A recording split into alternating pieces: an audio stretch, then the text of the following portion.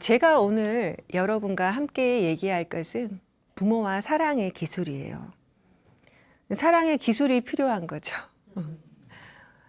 우리가 뭔가 사랑한다면 난 사랑에 빠졌어 라고 빠진 거야 하고 수동적으로 얘기하는데 그 사랑을 만들어 나가는 데는 적극적인 노력이 필요해요. 여러분 지금 이 PT 보시면 여기에서 프레젠테이션에서 부모가 어디에 있어요? 부모가 앞에 있고 자녀는 어디 있죠?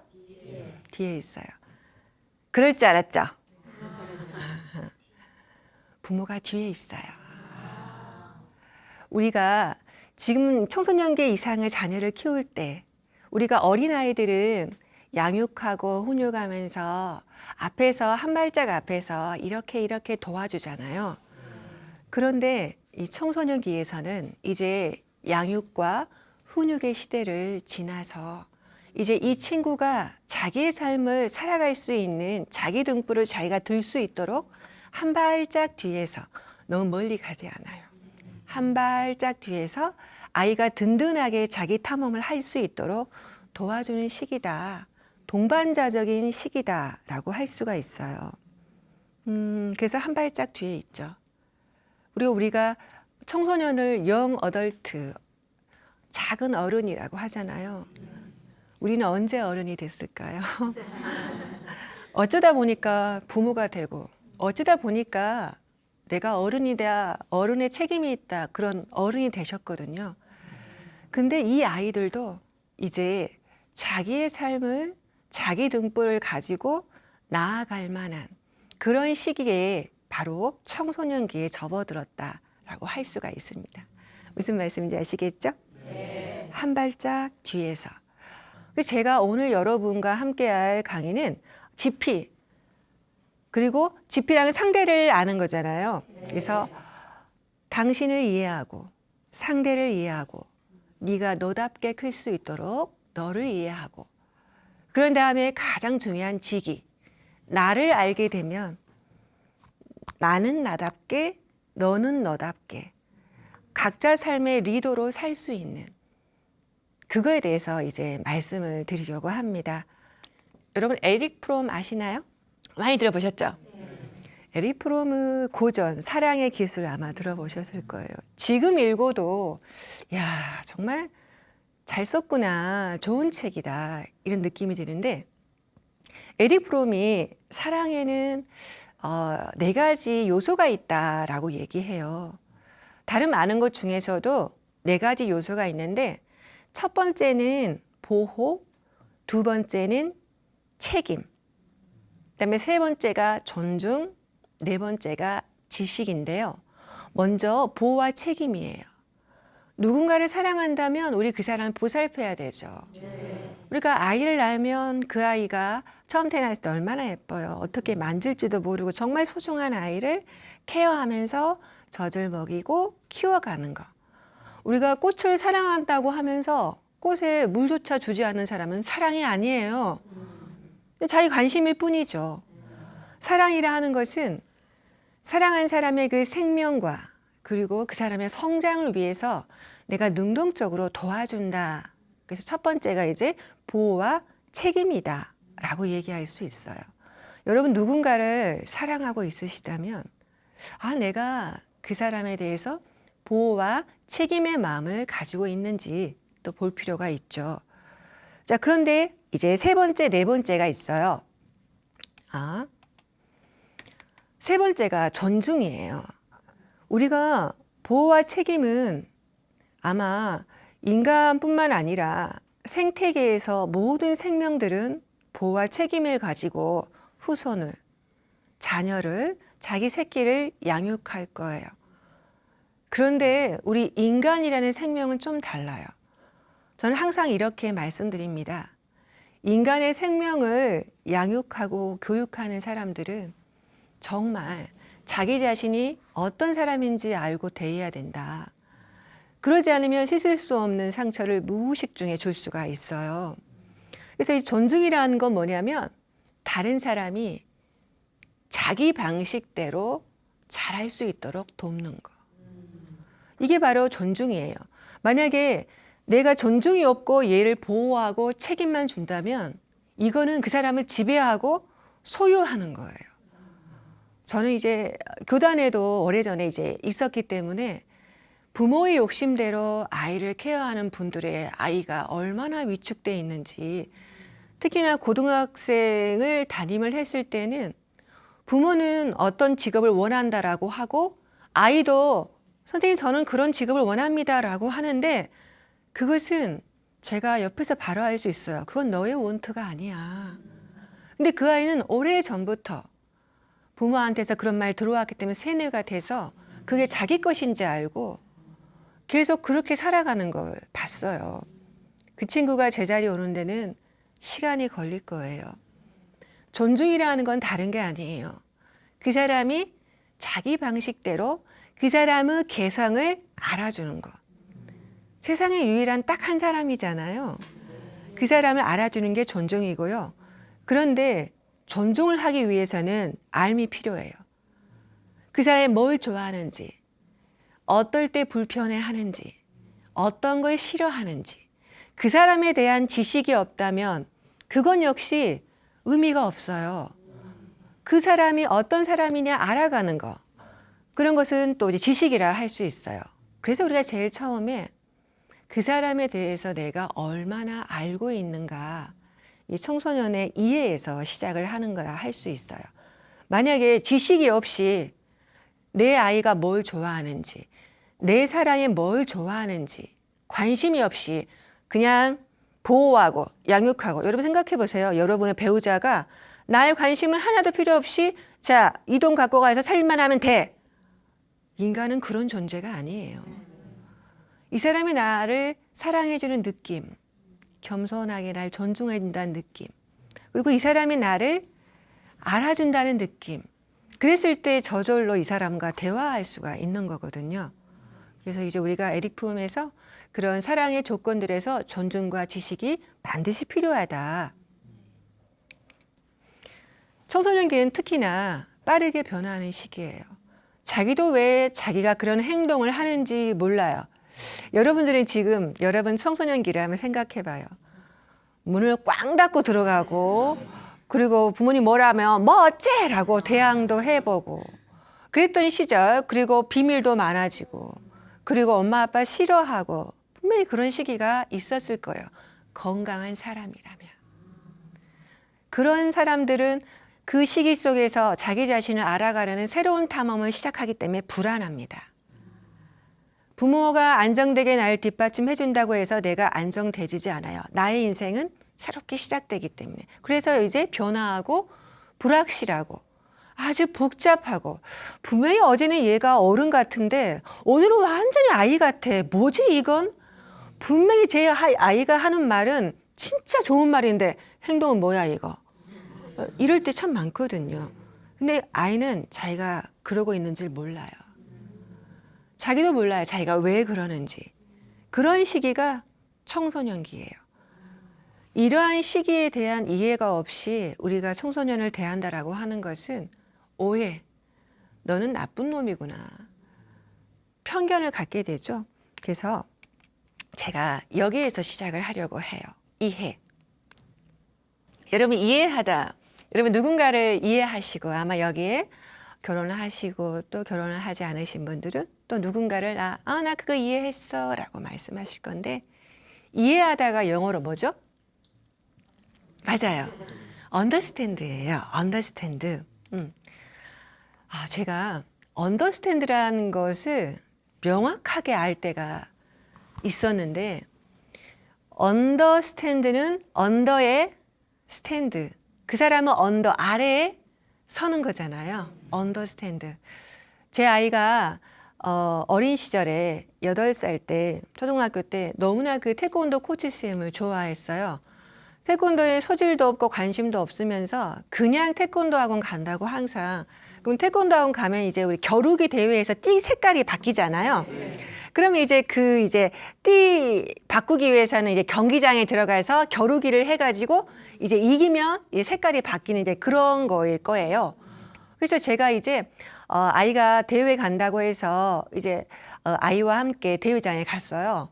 근데 이제 그 경기장에는 10명의 팀들이 이렇게 경기를 하고 있고 그 팀 밖에서는 코치들이 앉아서 자기 선수들을 이렇게 지켜보고 있는 거예요.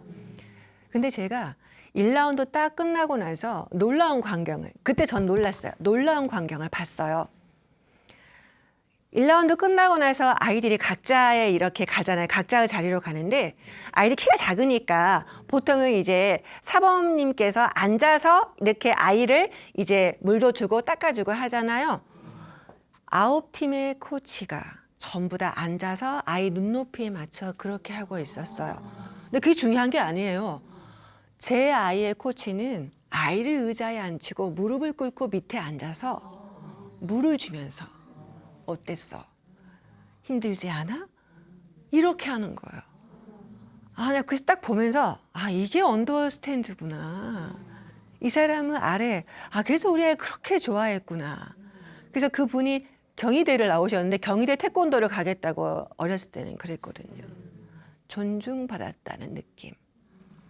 10대 아이들은 감각으로 알아요. 느낌으로. 누군가의 언더에 선다라고 하는 건 참 어려운 일입니다. 정말 어려운 일이에요. 내가 그 사람의 아래에 기꺼이 선다라고 하는 거. 자, 우리가 이거 청혼할 때, 언약식 할 때 이렇게 무릎을 꿇고 하잖아요. 근데 요즘은 의례만 남았지 의미는 사라졌어요. 나한테 프로포즈 어떻게 할 거야? 관심 많죠? 어떤 식으로 할 거야? 서프라이즈 할 거야? 이렇게만 얘기하지 중요한 것은 내가 당신을 평생 동안 겸손하게 존중하며 살겠습니다. 그 의미는 잊어버리고 그냥 의례만 남아있는 거예요. 누군가를 위해서 무릎을 꿇을 때는 내가 완전히 나를 낮추고 당신의 입장에서 보겠습니다. 당신이 서 있는 그 발, 당신이 서 있는 위치에서 제가 이해하겠습니다. 이게 언더스탠드예요. 청소년기도 마찬가지죠. 우리가 아이가 처음 태어났을 때는 아이 눈에서 얼마나 소중하고 귀해요. 근데 아이가 자랐을 때는 이제 위에서 아래로 항상 뭔가 말해주려고 해요. 조언해주려고 하고 이렇게 하는 게 좋다고. 물론 애를 위해서 하는 거지만 아이한테 효과적이지 않거든요. 이 아이가 어떠한 심리적이고 또 어떠한 사회적인 상황에 있는지 그 아이가 서 있는 땅을 보는 거. 이게 바로 내가 내 자녀를 이해한다. 사랑의 준비가 되어 있구나. 이렇게 할 수가 있는 것이죠. 제가 예를 하나 들어볼게요. 제가 6월 달인가 그 CNN 뉴스를 보니까 이런 얘기가 나오더라고요. 그 자폐증 아이가 놀이공원, 플로리다인가 놀이공원에 그 스파이더맨 어트랙션인가 이렇게 뭐가 재미있는 놀이기구가 있나 봐요. 이제 그래가지고 몇 날 며칠을 이제 부모님과 기다려서 이제 그날 그 놀이기구를 타려고 딱 도착을 해서 얼마나 마음이 신났겠어요. 신나가지고 딱 서는데 근데 그 놀이기구가 갑자기 고장이 나서 멈춘 거예요. 그렇게 이제 몇 시간을 달려서 왔고 그 전부터 이날 손꼽아 기다렸겠잖아요. 근데 이제 보통의 아이라도 그런 상황이 됐을 때는 짜증이 나겠잖아요. 나 싫어. 나 이것 때문에 딴 거 하기 싫어. 막 짜증을 낼 거예요. 근데 이 친구는 자폐 아이기 때문에 더욱더 감정 조절이 어려운 거예요. 그래서 많은 사람들이 있는 그 발밑에 들어 누워서 이제 통제 불능 상태가 된 거예요. 발작, 그리고 과호흡, 숨을 쉬면서 막 흥분을 해서 부모가 어쩔 수가 없는 상황인 거예요. 그리고 사람들은 저게 뭐지 막 보고 수근수근대고. 근데 이 상황을 진정시킨 그곳의 직원인 제네 이야기예요. 어떻게 진정시켰을까 볼까요? 이렇게요. 이렇게 그 아이의 세상과 같이 누웠어요. 그냥 누워서 있었어요. 아이가 막 울다 보니까 사람이 누워있는 거예요. 뭐지? 근데 그 사람이 호흡을 이렇게 해봐 하니까 과호흡이 천천히 숨을 쉬고 누군가하고 내가 같은 눈높이에서 만났을 때 그걸 보고는 이제 이렇게 된 거죠. 이제 그러고 나서 아이한테 이렇게 얘기해 줬죠. 그 직원이 제인 씨가 괜찮아. 갑자기 고장나서 너무 속상하지. 속상해도 돼. 나라도 그러겠다.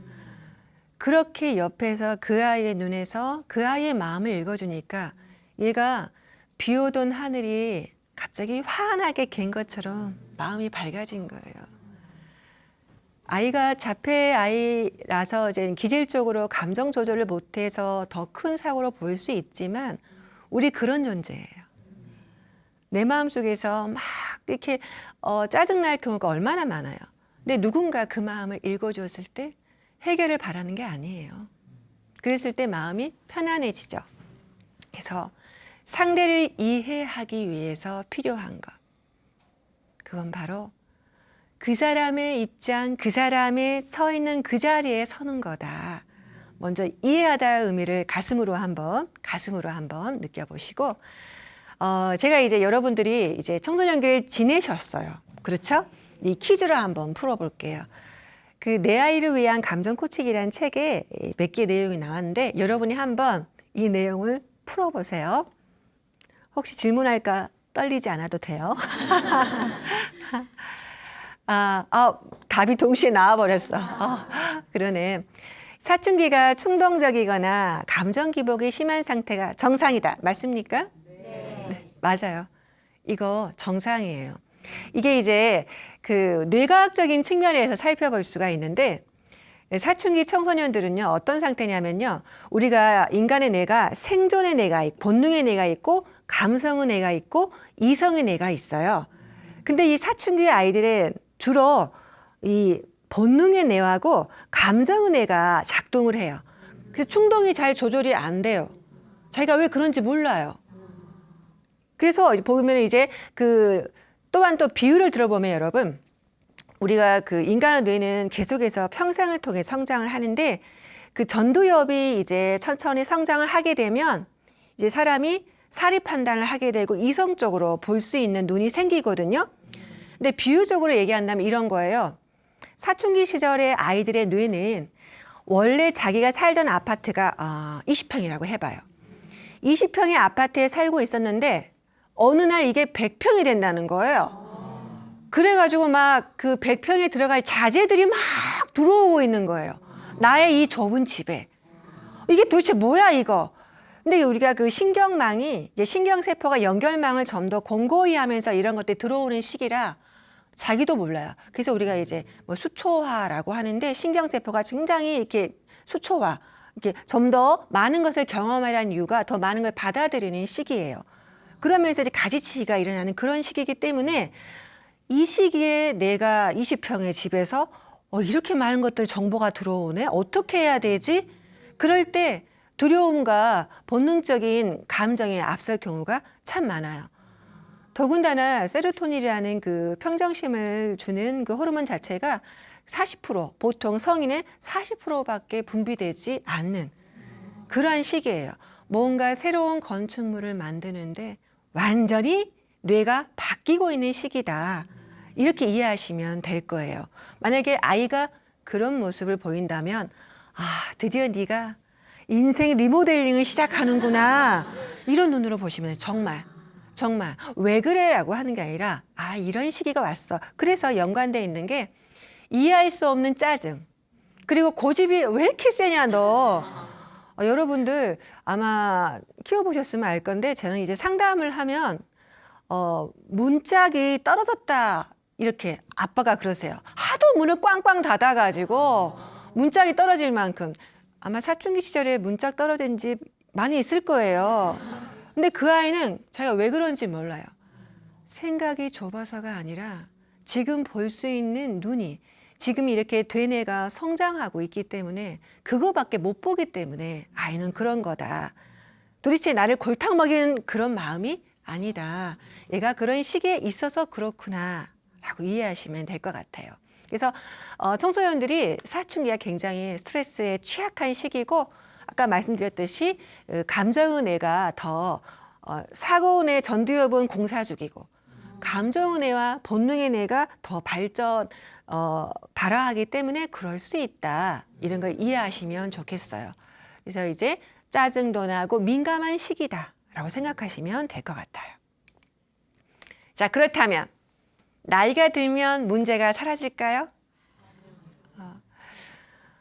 여러분, 청소년기에 얘가 짜증을 내고 민감해진다면 정말 다행입니다. 왜 다행이냐면 나의 이런 변덕스러운 기분을 표현할 수 있다는 거. 여러분, 성인 사춘기 들어보셨어요? 성인 사춘기. 뇌가 발달한 시기에 그 짜증을 발산하지 못하고 가둬두었던 어른들은 언젠가 발산이 됩니다.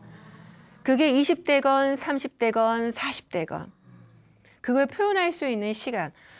제가 그 논문 하나 봤는데 그 캐나다의 그 연구팀이 그 청소년기가 어떻게 성장하는지 25년 추적 연구를 했어요. 10대부터 25년이니까 이제 40, 50대까지 가겠죠. 그런데 그 청소년기에 우울이나 불안이나 이런 부정적 정서를 많이 가졌던 그런 아이들은 어른이 돼서도 결혼하고 자녀 키우고 직장을 얻는 그 시기에 결정적인 혼란을 얻는다는 거. 그래서 그 10대의 행복이 이 중년의 우리 인생의 행복을 좌우한다는 게 연구팀도 놀란 결과가 나온 거예요. 무슨 말씀인지 아시겠죠? 그리고 우리가 10대 때 연구를 아주 많이 이루어지고 있는데 또 이거는 미국 하버드대 연구인데요. 그 성인을 대상으로 했는데 어린 시절에 학대를 받았던 성인들의 뇌, 요즘은 뇌과학이 정말 발달했어요. 그래서 fMRI로 이 사람의 뇌가 어떤 상태인지 알 수 있는데 성인기 그 사람들, 학대받았던 그 성인기 사람들 뇌를 촬영해 보니까 우리가 그 뇌에서 해마라는 곳이 있거든요. 뇌량과 해마가 있는데 해마가 감정이나 기억을 담당하는 곳이에요. 그게 완전히 위축돼 있는 거예요. 이렇게 쫄아있다라는 것은 새로운 상황에 두려움이 먼저 와서 불안을 처리하기 어렵다. 이걸 의미하거든요. 10대의 청소년기에 여러분 한 번쯤은 가혹한 말 하신 적 있으시죠? 안 한 분은 없을 거예요. 한 번쯤은 분명히 할 수 있어요. 왜냐하면 너무 심하니까. 그런데 그 가혹한 말을 반복적으로 하게 되면 아이는 부모가 말한 악담대로 그 삶을 살게 되죠. 왜? 내 안에 있던 뇌가 어른이 되어도 부모의 목소리가 들려요. 너는 왜 이렇게 게으르냐? 너 진짜 한심하다. 네가 맨날 그 모양이지. 부모님이 돌아가셔도 내 인생 속에서 리플레이 되는 소리들은 내면에 울리거든요. 그래서 우리가 이 청소년기의 아이들의 감정을 받아줄 수 있는 것이 성인 평생에 걸쳐서 정말 중요한 거다. 그래서 우리가 이런 얘기를 해요. 처음에 아기 낳았을 때 탯줄을 잘라서 아기를 케어하잖아요. 그때 우리가 영유아 단계에 이제 직장인 맞벌이 부모들은 참 케어하기가 어려워서 맡긴 경우가 많아요. 그런데 그것을 보완할 수 있는 두 번째 탯줄이 사춘기. 다시 시작할 수 있는 시기. 항상 기회는 열려 있거든요. 그때 내가 부족함이 있었더라도 지금 얘가 공사할 때 다시 한번 도와주면 이 아이가 자기 길을 잘 잡아갈 수 있다라고 하는 것이죠. 자, 그 다음 또 볼까요? 아이가 부적절한 행동을 할 때가 많잖아요. 그랬을 때 경고의 눈빛으로 조용히 보는 게 효과적이다. 효과적일 것 같죠? 효과적이지 않아요. 애는 말을 해야 알아요. 말을 해서 네가 그 행동을 해서 내가 굉장히 속상하다. 그리고 네가 그런 행동을 한 그런 마음은 알겠지만 주변 사람이 어떻게 되겠니? 가능하면 아니 앞으로는 다른 사람한테 피해를 주지 말아라 라고 한계를 딱 지어줘야 돼요. 근데 말은 길게 하시면 안 돼요. 길게 하면 애들의 뇌는 자동 스킵이 돼요. 딱 닫혀요. 이것도 뇌과학 연구에서 나왔어요. 아이들의 그 공감 영역이 있거든요. 이게 변형계하고 이제 뇌섬유학 공감 영역을 촬영했는데 이 공감 영역은 타인의 말에 내가 막 느낀단 말이에요. 그런데 이 느낌을, 이 뇌를 단번에 활성화를 멈추게 한 소리가 있어요. 부모의 잔소리. 단번에 확 닫아버려요. 짧게. 한계를 지어서. 그럴 때는 이건 지켜주면 좋겠다. 이게 좋습니다. 그렇게 해야지 아이들은 아 그렇구나. 사실 제가 상담을 했는데 이제 가족 상담을 하잖아요. 근데 엄마가 정말 열심히 일을 하셔서 아이들 보내고 또 부업도 하시고 또 오후에는 또 이제 알바를 하시고 또 저녁엔 또 가끔씩 언니 집에 가서 일을 하신다. 근데 얘가 너무나 문제가 많아서 할 수 없이 오늘 일을 안 하고 왔습니다. 그러는 거예요. 그래서 제가 걔한테 물어봤어요. 엄마가 그렇게 열심히 일하시구나. 너는 어떤 마음이 들어? 그랬더니 우리 보통 기대하는 건 뭐예요? 엄마가 애쓰시네요. 사람이랑 그렇게 같잖아요. 근데 걔 이렇게 말했어요. 엄마는 일하는 걸 좋아해요. 아이는 짚어주고 물어볼 필요가 있어요. 그래서 이제 그거에 대해서 이 아이가 엄마의 고통을 이렇게 나눌 만한 시간이 없었던 거야. 밥만 치워주고 나가시고 그러니까 또 일하러 나가시 나는 게임이나 해야지 이런 식이 된 거죠. 아주 짧고 그리고 아이의 감정을 읽어주면서 네가 이러면 난 정말 좋을 것 같아. 한계를 지어줄 필요가 있습니다. 그 다음에 이제 마지막이에요. 마지막.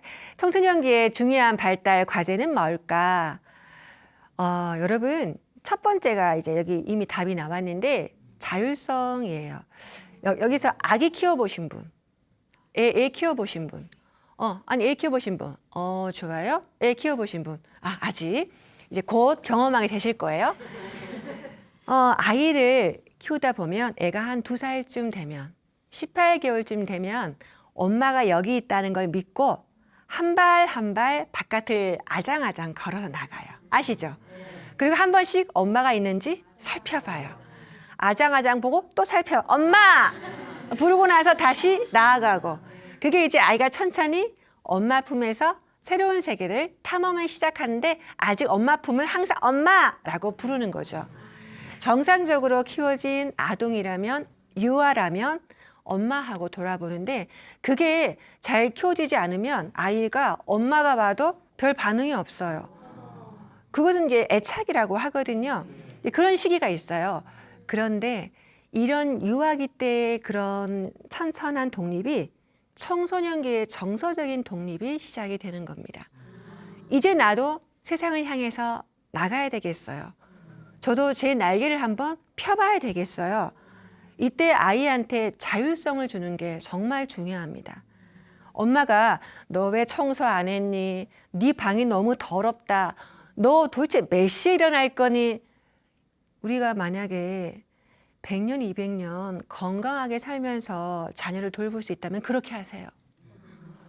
그래, 우리 그렇게 못해요. 인간은 2번 아기가 돼요.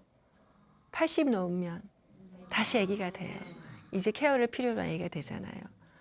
아이한테 자율성을 주고 예를 들어서 네가 네 방을 난 치우면 너가 더 편할 것 같은데 내 입장이 아니라 걔 입장에서 언제까지 치울 수 있겠니?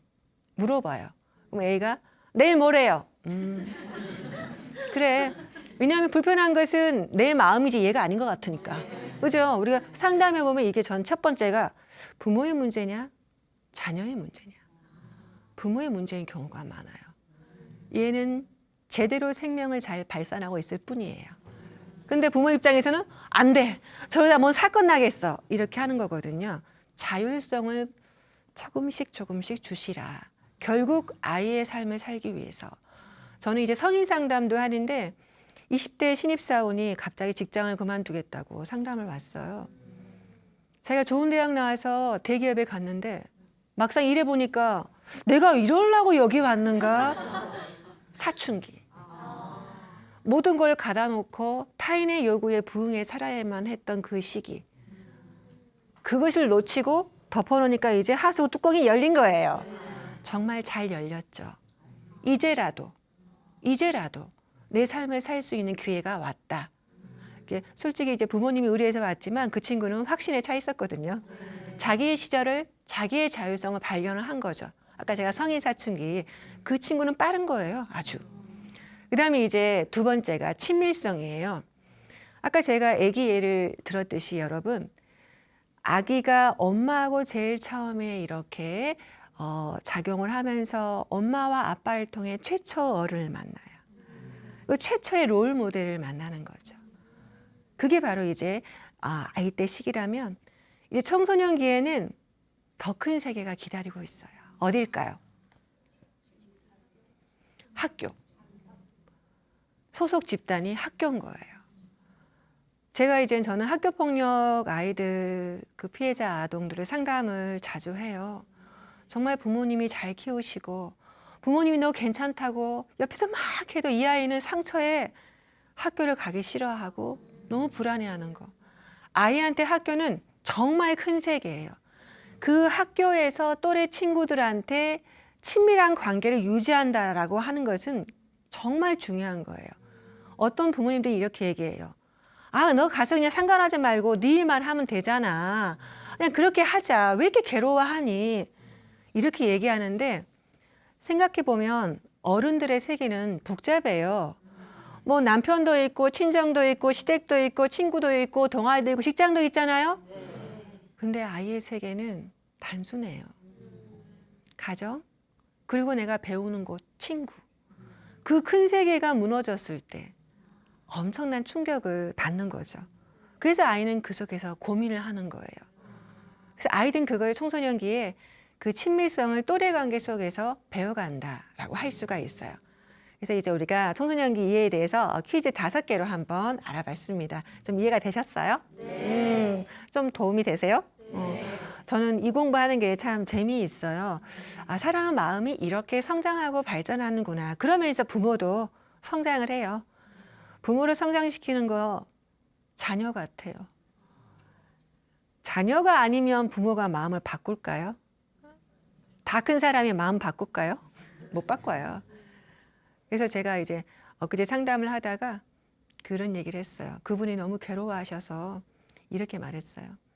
아침에 일어나셔서 그 아이가 자고 있는 문에 애가 학교를 안 가려고 하니까 너무 괴로우신 거죠. 특별한 목적도 없이 게임만 하니까. 그 아이 방 앞에 문에 가서 가만히 무릎을 꿇고 앉아서 이렇게 한번 대내봅시다. 스승님, 오늘은 뭘 또 가르쳐 주시겠습니까? 이렇게 한번 해보자 그랬어요. 배움은 고통이거든요. 이렇게 내 마음이 깨져보지 않고는 성장할 수가 없잖아요. 일단 이 아이가 자기 마음을 치유할 수 있을 때까지 기다려보자. 이런 얘기를 한 적이 있어요. 그래서 이제 어떻게 대화를 해야 효과적인가. 우리가 이제 이런 시기의 아이들을 이렇게 했을 때 어떻게 대화하면 효과적일까. 이거에 대해서 한번 대화할 수 있는 관계를 유지해야 된다. 극단적으로 가지 마라. 이게 실수하는 부모님들이 또 하나가 너 나가. 너 문 밖에 나가. 이 아이한테는 굉장히 이게 도전인 거죠. 정말 나가야 하나? 나의 세계가 가정에 안정이 돼 있고 또 그다음에 학교가 있는데 그렇게 되면 이제 아이가 마음의 문을 닫을 수도 있어요. 아, 나는 아무것도 아니구나. 나는 이 집안에 아무것도 가치가 없네. 이런 가혹한 말을 하지 않고 극단적일 때 피해야 돼요. 대화할 수 있는 울타리를 유지하시라. 흥분이 올라오면 조금 더 물러서시고 일단 관계를 유지하시라. 그래야 아이한테 내가 사랑을 표현할 수 있는 그런 기회가 생기죠. 내가 요만큼 사랑하지만 아이가 문 닫고 들어가 나오지 않아요. 그러면 사랑을 표현할 수가 없잖아요. 관계를 유지하시라. 그 관계 속에서 아이가 자녀가 엄마 아빠의 진정한 그 감정을 읽었을 때 조금씩 나올 거다. 그래서 이제 제가 이제 대화의 기법이 있고 대화의 태도가 있는데 중요한 거는 뭘까요? 내가 기법을 배워갖고 와서 이렇게 해보자. 대화에 뭘까요? 태도가 중요해요. 저도 이제 아이를 키우면 실수를 많이 했는데 우리 큰애가 어느 날 갑자기 저한테 그러는 거예요. 제가 이제 부모 교육 이런 거 하면서 저도 배우고 하다 보니까 저한테 이러더라고요. 엄마, 잔소리 스킬이 많이 늘었네요. 이렇게 얘기를 하는 거예요. 좀 부끄럽고 나 노력한다고 했는데 들통났나? 그런데 그렇게 말하는 아이 표정이 엄마가 노력하고 있구나. 그걸 알아주니까 그 태도를 보는 게 기본인 것 같아요. 어떠한 많은 기법과 어떠한 많은 돈으로도 그 사람 마음을 살 수가 없어요. 태도가 중요하다. 여기서 이제 마지막 여러분 우리가 태도 보일 때 이제 말로 하고 또 이제 몸짓이나 이런 자세나 눈빛으로 비언어가 있잖아요. 그래서 우리가 상대한테 메시지를 보낼 때 말이나 글이 있고 그리고 이제 눈짓, 표정, 몸짓이 있잖아요. 어떤 게 더 강할 것 같아요? 말, 그다음에 표정. 그러면 언어는 한 몇 프로일 것 같아요? 100%에서? 말은 한 40%. 그럼 비언어가 한 60%? 그렇게 생각하세요? 이거는 심리학 교재에 나온 건데요. 타인에게 전하는 비언어적 메시지의 영향력. 말의 내용은 7%. 이 사람이 어떤 톤으로, 어떤 눈빛으로, 어떤 표정으로 말하냐. 우리 요즘 하는 말로 영혼이 1도 없네. 있잖아요. 그게 여러분 느껴지잖아요. 여러분 예를 들어서 이제 만약에 결혼하신 분이라면 여보 이 옷 어때? 그러면 이제 예뻐 했을 때 뭐지? 이게 지금 예뻐라는 말은 7%인데 93%가 배고프잖아요. 그러면 자꾸 물어보게 돼요. 진짜 어디가 예뻐? 이게 사람이 이게 느껴지는 게 있어요. 특히나 청소년기 아이들은요. 그 진정성을 굉장히 중요시해요. 사람의 말이 아니라 이 사람의 태도와 이 사람이 나한테 주는 감정을 감각적으로 느껴요. 그래서 여러분 이 태도가 중요하다. 우리가 말 실수해도 이 실수에 대해서 내가 아까 너무나 심한 말을 했구나. 그런 거에서 아이들은 말로는 뭐 어때요? 하지만 속으로는 그렇구나 하는 마음이 들기 시작해요. 그래서 이제 우리가 아이를 대할 때 기법도 나중에 배워야 할 거지만 진정성 있는 태도가 중요하다. 여러분 학창 시절에 선생님들 기억해 보세요. 그 선생님들이 가르쳤던 내용은 기억이 하나도 안 나잖아요. 근데 그 사람이 어떤 태도를 나한테 보였던가. 그 태도만 기억에 남잖아요. 그 태도만 기억에 남아요. 그래서 이제 우리가 청소년을 이제 이해하는 그 지점에서 이러한 태도로 한번 접근해 보자라고 하는 거죠.